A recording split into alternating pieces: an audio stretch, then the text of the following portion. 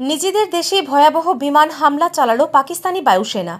CNN news 18-এর প্রতিবেদন অনুযায়ী সোমবার পাকিস্তানি সামরিক বাহিনী দাবি করে যে খাইবার পাখতুনখোয়া সোমবার পাকিস্তানি সামরিক বাহিনী দাবি করে যে খাইবার পাখতুনখোয়ার তিরাহ উপত্যকায় টিটিপি জঙ্গিদের গোপন আস্তানায় লক্ষ্য করে হামলা চালানো হয়েছে। কিন্তু পরে জানা যায় এই হামলায় অন্তত 30 জন সাধারণ নাগরিক প্রাণ হারিয়েছেন।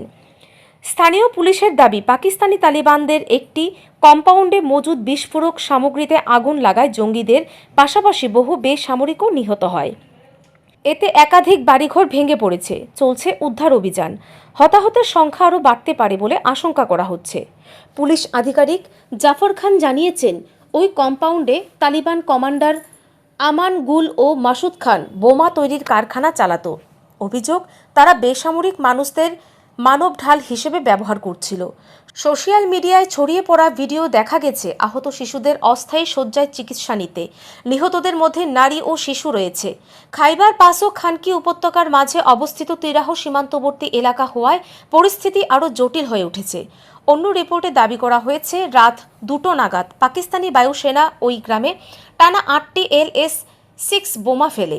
প্রাণ যায় অন্তত 30 জনের। ভয়ঙ্কর ভিডিও, ছবি ইতিমধ্যেই ভাইরাল হয়েছে।